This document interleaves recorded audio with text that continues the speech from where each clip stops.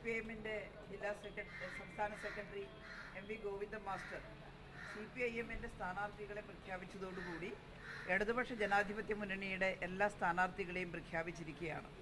ഇന്നലെ തന്നെ CPIയുടെ 4 സ്ഥാനാർത്ഥികളുടെ പേര് CPI പ്രഖ്യാപിച്ചിരുന്നു. കേരള കോൺഗ്രസിൻ്റെ സ്ഥാനാർത്ഥിയാണ് ആദ്യം തന്നെ പ്രഖ്യാപിച്ചത് കോട്ടയത്ത്. ഇപ്പോൾ ഇടതുപക്ഷ ജനാധിപത്യ മുന്നണിയുടെ 20 സ്ഥാനാർത്ഥികളെയും പ്രഖ്യാപിച്ചു കഴിഞ്ഞു. ഇത്തവണ കേരളത്തിൽ നിന്ന് 20 പാർലമെൻറ്റ് മണ്ഡലത്തിലും ഇടതുപക്ഷ ജനാധിപത്യ മുന്നണിയുടെ സ്ഥാനാർത്ഥികൾ വിജയിക്കണം എന്നാണ് LDF ആഗ്രഹിക്കുന്നത്. ഇന്ത്യയുടെ രാഷ്ട്രീയത്തിൻ്റെ ഗതി നിർണയത്തിന് ഇടതുപക്ഷ ജനാധിപത്യ മുന്നണി സ്ഥാനാർത്ഥികളുടെ പാർലമെൻറ്റിലെ പങ്കാളിത്തം ഏറ്റവും പ്രധാനപ്പെട്ട ഒന്നായിട്ട് മാറുന്നു എന്നുള്ളതാണ് വസ്തുത. CPIഎമ്മിനെ സംബന്ധിച്ചിടത്തോളം ഞങ്ങൾ ഇന്ത്യയിലാകെ നിറഞ്ഞു നിൽക്കുന്ന പാർട്ടിയല്ല, എന്നാൽ ഇന്ത്യയുടെ ജനാധിപത്യത്തെയും മതേതരത്തെയും സംരക്ഷിക്കുന്നതിന് ഏറ്റവും വലിയ സംഭാവന ഞങ്ങളുടെ ആശയങ്ങളിലൂടെ നൽകാൻ കഴിയുന്ന പാർട്ടിയാണ്. CPIയും അതുപോലെ LDFിലെ എല്ലാവരും അങ്ങനെ തന്നെയാണ് ചിന്തിക്കുന്നത്. നമ്മുടെ നാടിൻ്റെ ജനാധിപത്യവും മതേതരത്വവും സംരക്ഷിക്കാൻ ഇവിടെ നിന്ന് തിരഞ്ഞെടുക്കപ്പെടുന്ന പാർലമെൻറ്റ് അംഗങ്ങൾ ഇന്ത്യൻ പാർലമെൻറ്റിൽ പോരാട്ടം നടത്തണം.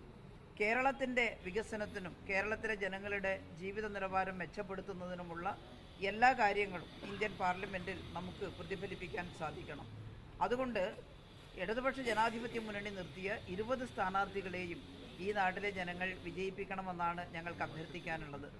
ഇന്നത്തെ ഒരവസ്ഥ എല്ലാവർക്കും അറിയുന്നതാണ്. കേരളം വളരെയേറെ മുന്നേറിയിട്ടുള്ള സംസ്ഥാനമാണ് മനുഷ്യരുടെ ജീവിത നിലവാരത്തിൻ്റെ കാര്യത്തിൽ. എന്നാൽ ആ ജീവിത നിലവാരം അതേപടി നിർത്തുന്നതിനും കൂടുതൽ മെച്ചപ്പെട്ട അവസ്ഥയിലേക്ക് നമുക്ക് എത്തിച്ചേരുന്നതിനും നമുക്കൊരുപാട് പാടുപെടേണ്ടി വരുന്നു. അത് കേന്ദ്ര സംസ്ഥാന ബന്ധങ്ങളിലുള്ള തരക്കേടുകൾ കൊണ്ടാണ് എന്ന് ഇതിനകം തന്നെ ജനങ്ങൾക്ക് മനസ്സിലായിട്ടുണ്ട്. കേരളത്തിന് അവകാശപ്പെട്ട നികുതി വിഹിതവും കേരളത്തിന് അവകാശപ്പെട്ട പദ്ധതികളും ലഭ്യമാകുന്നതിന് വേണ്ടി ഇന്ത്യൻ പാർലമെൻറ്റിൽ ശബ്ദമുയർത്താൻ നമുക്ക് സാധിക്കണം. കഴിഞ്ഞ തവണ പാർലമെൻറ്റ് ഇലക്ഷനിൽ എല്ലാവരും ശ്രദ്ധിച്ചിട്ടുള്ളതാണ്. കേരളത്തിൽ നിന്ന് തിരഞ്ഞെടുക്കപ്പെട്ടിട്ടുള്ള കോൺഗ്രസിൻ്റെ ജനപ്രതിനിധികൾ കേരളത്തിന് വേണ്ടി അവിടെ പ്രതികരിച്ചില്ല എന്നുള്ളതാണ് ഏറ്റവും സങ്കടകരമായിട്ടുള്ള വസ്തുത. കേരളത്തിൻ്റെ നികുതി വിഹിതം വെട്ടിക്കുറക്കുമ്പോഴും കേരളത്തിന് അവകാശപ്പെട്ട എല്ലാ കാര്യങ്ങളും എയിംസ് അടക്കമുള്ള, ഞാൻ കോഴിക്കോട് നിന്നിട്ടാണ് സംസാരിക്കുന്നത്, എത്രയോ തവണ നമ്മൾ ആവശ്യപ്പെട്ടതാണ് കഴിഞ്ഞ പിണറായി സർക്കാരും ഈ പിണറായി സർക്കാരും. എന്നാൽ അതിനുവേണ്ടി വാശിയോടുകൂടി പാർലമെൻറ്റിൽ ശബ്ദമുയർത്തുന്നതിന് കോൺഗ്രസിൻ്റെ ജനപ്രതിനിധികൾ തയ്യാറായില്ല എന്ന ഖേദകരമായ വസ്തുതയാണ് നമ്മൾ കണ്ടത്. ഇവിടുത്തെ പ്രതിപക്ഷമാണ് എന്ന് കരുതി കേന്ദ്രത്തിലും ഇടതുപക്ഷ ജനാധിപത്യ മുന്നണി ഗവൺമെൻറ്റിനോട് ഒരു പ്രതിപക്ഷ മനോഭാവം അവിടെയും കാണിക്കുകയാണ്. അതല്ലല്ലോ വേണ്ടത്. അവിടെ കേരളത്തിന് വേണ്ടിയല്ലേ വാദിക്കേണ്ടത്. അതുകൊണ്ട് അതിനവർ തയ്യാറാകാത്തത് ഈ നാട്ടിലെ ജനങ്ങൾ കണ്ടതാണ്. അതുകൊണ്ട് ഞങ്ങൾ പറയുന്നു, ഈ തെരഞ്ഞെടുപ്പിൽ 20 പാർലമെൻറ്റ് മണ്ഡലങ്ങളിൽ നിന്നും LDFിൻ്റെ സ്ഥാനാർത്ഥികൾ വിജയിച്ച് ഇന്ത്യൻ പാർലമെൻറ്റിലെത്തണം. ഇപ്പോൾ ഇന്ത്യ മുന്നണിയുടെ ഒക്കെ ഭാഗമായിട്ട് അവിടെ ഗോവിന്ദൻ മാഷ് സ്ഥാനാർത്ഥികളെ പ്രഖ്യാപിക്കുന്നതിനിടയിൽ ആ കാര്യങ്ങളെല്ലാം പറഞ്ഞിട്ടുണ്ട്. അത്തരമൊരവസരം വരുമ്പോൾ ആ മുന്നണിയുടെ എല്ലാം തീരുമാനം എടുക്കുന്നതിൻ്റെ ഒരു നിർണായക ഘടകമായിട്ട് ഇടതുപക്ഷത്തിൻ്റെ ശക്തമായൊരു ബ്ലോക്ക് ഇന്ത്യൻ പാർലമെൻറ്റിൽ ഉണ്ടാകണം എന്നാണ് നമ്മൾ ആഗ്രഹിക്കുന്നത്. കേരള ജനതയും അത് ആഗ്രഹിക്കുമെന്നാണ് ഞങ്ങൾ കരുതുന്നത്.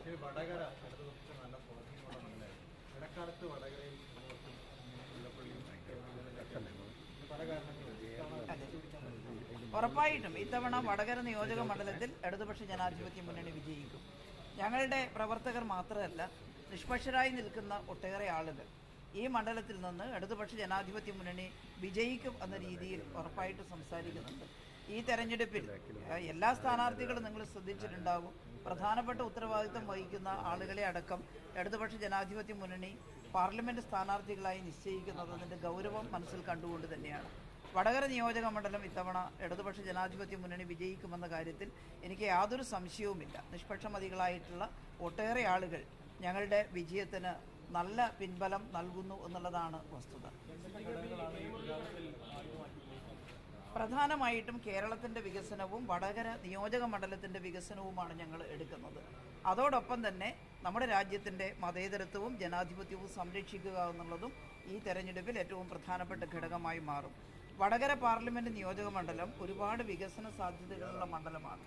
നേരത്തെ ഇടതുപക്ഷ ജനാധിപത്യ മുന്നണിയുടെ MP-മാർ ഇവിടെ നിന്ന് പോകുന്ന സമയത്ത് ഉണ്ടായിട്ടുള്ള വികസനം കഴിഞ്ഞാൽ UDFിൻ്റെ പ്രതിനിധികൾക്ക് അത്തരത്തിലുള്ള വികസനം വടകര നിയോജക മണ്ഡലത്തിൽ കൊണ്ടുവരുന്നതിന് കഴിഞ്ഞിട്ടില്ല. വടകരയിൽ കാർഷിക മേഖലയിലും അതുപോലെ തന്നെ വളർന്നു വരാൻ സാധ്യതയുള്ള വ്യാവസായിക മേഖലയുടെയും ഒക്കെ പ്രശ്നങ്ങൾ നിലനിൽക്കുന്നുണ്ട്. അതോടൊപ്പം തന്നെ പുതിയ തലമുറ ഏറ്റവും ഉന്നത വിദ്യാഭ്യാസം നേടി വരുമ്പോൾ അവരുടെ തൊഴിലവസരങ്ങളും അവരെ ഉപയോഗപ്പെടുത്തിക്കൊണ്ട് കേരളത്തിൻ്റെ വികസനത്തിന് ഉതകുന്ന രീതിയിലുള്ള സംരംഭകത്വങ്ങളും ഒക്കെ പ്രോത്സാഹിപ്പിക്കാൻ ഈ നിയോജക മണ്ഡലത്തിലുള്ള സാധ്യത അനന്തമാണ്.